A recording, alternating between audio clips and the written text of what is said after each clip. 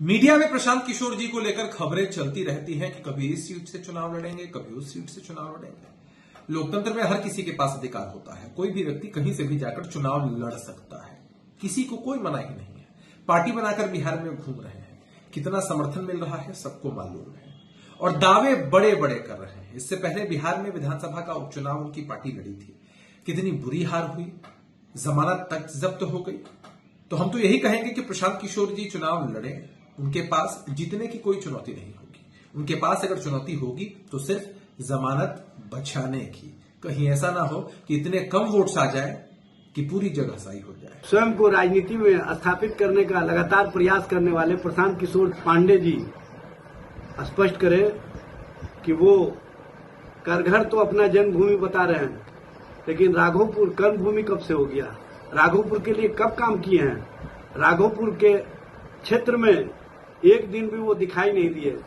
लेकिन जिस तरह की बात करते हैं, ऐसा लगता है कि वो पूरे बिहार की राजनीति को अपने ही हाथों से संवारने सजाने का काम करेंगे।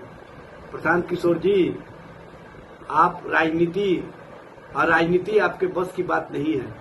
हाँ, आप नैरेटिव सेट कर सकते हैं, आप परसेप्शन खड़ा कर सकते हैं, आप जुमला में जिस तरह से भारतीय जनता पार्टी को महारत हासिल करवाए हैं उसी तरह से जुमलाबाजी कर सकते हैं। और आप करघर या राघोपुर की बात करके अपने आप को राजनीति में स्थापित रखने का जो कोशिश कर रहे हैं पीआर एजेंसी के माध्यम से, वो स्पष्ट रूप से दिखता है।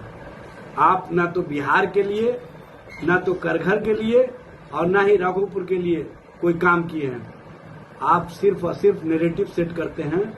आप तो कल तक कहते थे कि मैं बिहार की राजनीति में अपनी पार्टी को स्थापित कराने के बाद ही चुनाव लड़ने की बात करूंगा। अब चुनाव लड़ने की भी बात, किस तरह की राजनीति और किस तरह का खेल आप खेलना चाहते हैं, ये बिहार की जनता आपको अच्छी तरह समझ चुकी है। इसलिए आप जिस भी पिच पर उतरेंगे वहां पर आप क्लीन बोल लोगे।